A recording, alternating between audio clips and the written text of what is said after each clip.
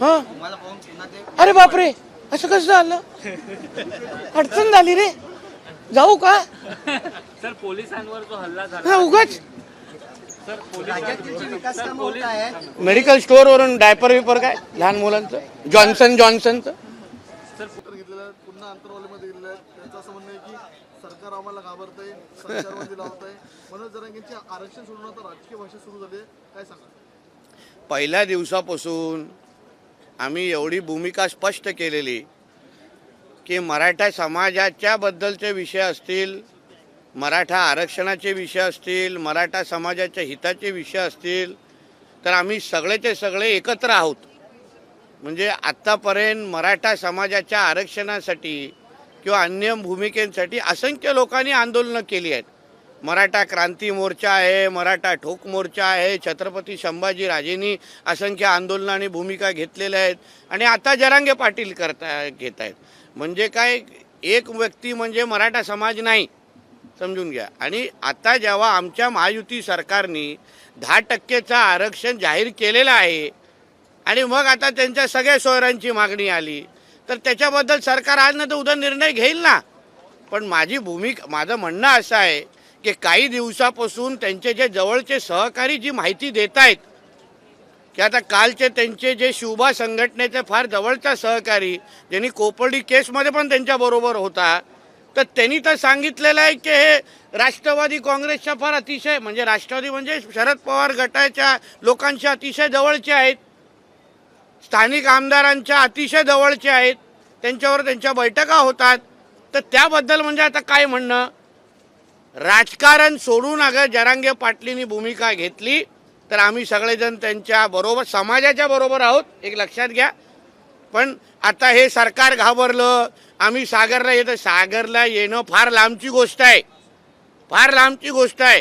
आम्ही काल पण सांगली, आमची भिंत तिथे लागलेली आहे, ती भिंत पार पाडणं ना हे फार स्वप्नातला गोष्ट आहे. आणि एक लक्षात घ्या, मराठा समाजाशी आमची लढाई नाही, मराठा समाजाचे आम्ही लोक आहोत. पण एक व्यक्ती अगर मराठा समाजाला वेठीस धरत असेल, मराठा समाजाची बदनामी करत असेल, तर त्यावर कधीही आमचा समाज खपून घेणार नाही. त्यांच्या अवतीभोवती असलेले जे काही तरुण मुलं आहेत त्यांनाही सांगतो की उगाचच्या अंगावर केसेस घेऊ नका, उद्या केसेस काढण्यासाठी मग कोणी येत नाहीत. म्हणून हे सगळे जे आंदोलनं चालू आहेत, हे सगळी जी भूमिका आहे, जे शिवाय शाप देण्याची जे हिंमत करतायत ना, हे कोणाच्या जोरावर करतायत. आता सगळे त्यांचे जुने सहकारी बोलतायत की हे पवार साहेबांच्या अतिशय जवळचे आहेत. मग ही तुतारीचे आवाज बाहेर येत आहे का, तोंडातून तुतारी वाजवण्याचं काम होत आहे का? ह्या सगळ्याची भूमिका कधी ना कधीतरी स्पष्ट झाला पाहिजे.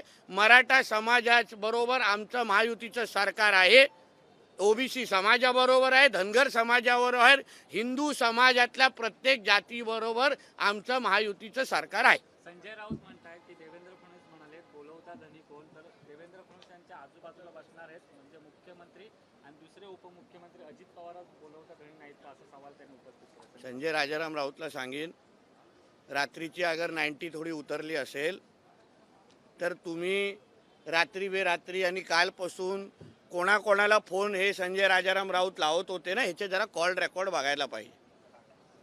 सिल्वर ओकला किती फोन गेले, ह्यांच्या जरांगे पाटलांच्या आजूबाजूच्या लोकांना किती फोन गेले, ह्या सगळ्याचा कधीतरी CDR तपास निघाला पाहिजे, जेणेकरून कळेल ही स्क्रिप्ट नेमकं कोणाची. आता काल आमच्या देवेंद्र फडणवीस साहेबांनी अतिशय योग्य मुद्दा काढला.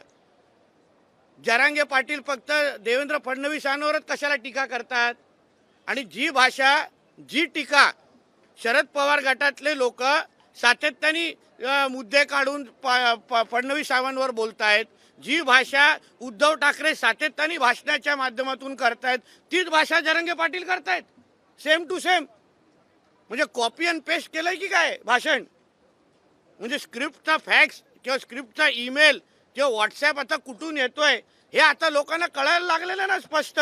काहीतरी फरक केला पाहिजे. म्हणून राजकीय आंदोलनाला आम्ही कोणीही पाठिंबा किंवा स्वागत करणार नाही. आणि जेवढे लोक आम्हा लोकांना जरांगे पाटलांचे समर्थक म्हणून फोन करतायत ना आणि विविध गोष्टी सांगतायत, काय काय घाणेरडी भाषा करतायत, त्या प्रत्येकाला सांगेन, प्रत्येकाचा नंबर आमच्याकडे आहे. मराठा समाजाचा कुठलाही सुद्धा नागरिक अशा पद्धतीचे फोन करणार नाही. तुमचे प्रत्येकाचे फोन नंबर आहेत, तुमच्या प्रत्येकाचा पत्ता आमच्याकडे आहे. आज नाही तर उद्या जेव्हा पोलीस तुमच्या पत्त्यावर पोचतील ना, तेव्हा मग कोणी तुम्हाला वाचवायला येणार नाही, लक्षात ठेवा. स्टेटमेंट त्यांनी केलं की जरांगे पाटील म्हणतायत की फडणवीस यांना निवडणुकीपूर्वी अडचणीत आणलं. कोण बोलतंय? जरांगे पाटील म्हणतायत की निवडणुकीपूर्वी फडणवीस यांना आम्ही अडचणीत आणलं. अरे जरांगे पाटलांना सांगेन, आपण आरक्षणावर बोलू, सगळ्या सोयऱ्यांच्या मुद्द्यावर बोलू. फडणवीस साहेबांना अडचणीत आणण्यासाठी ना 100 जन्म घ्यायला लागतील. म्हणून एवढी भूमिका मांडण्याची हिंमत कोण महाराष्ट्रामध्ये करू नये. आम्ही लोक इथे आहोत. एकेरी भाषा आणि शिवराळ भाषेचा वारंवार वापर. मला आश्चर्य वाटते, एकही काल माध्यमनी जीभ घसरली, हा खालची पातळीची भाषा केली किंवा बीप पण साधं वाजवलं नाही का हो? ह्याच्यावर आक्षेप आहे आमच्या पत्रकार मित्रांवर आमचा. कारण आम्ही लोक काही बोललो, कोणाच्या हिताचं बोललो तर लगेच नितेश राणेची जीभ घसरली, बीप तरी वाजून दाखवतात.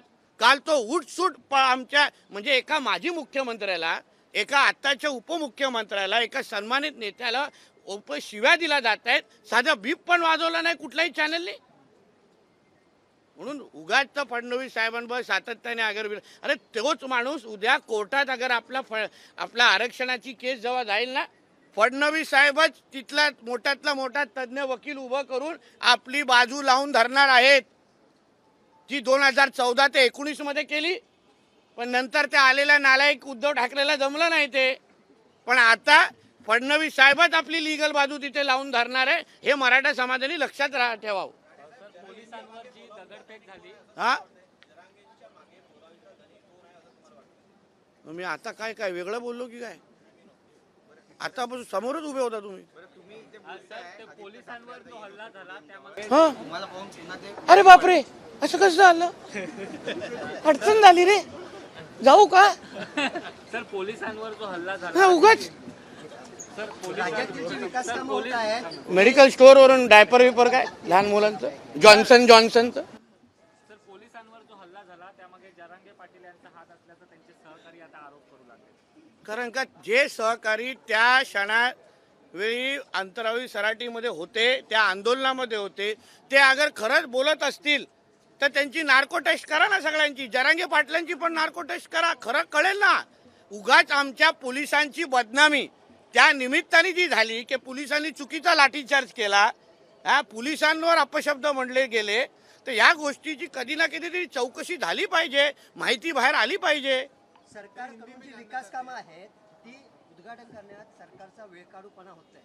आदित्य ठाकरेंनी एक सकाळी ट्विट केलं आणि दुपारी ट्विट केल्याने लगेच सरकारला जाग आली आणि जो ब्रिज आहे बापरे. त्याचं आज उद्घाटन होत आहे. बापरे. आता तुम्हाला बघून ते पाठीमागे गेले, वारंवार टीका ते करताय. ह्याच्यावर पण ट्विट करा ना जरा, करताय. ह्याच्यावर पण एक ट्विट होऊन दे. मी आली आणि मी गेली. अरे जाऊन दे रे, त्याचा आवाज फुटत नाही आणि तो काय इथे माझ्या बाजूला उभा राहणार आणि मला कमरेवर घ्यायची सवय नाही.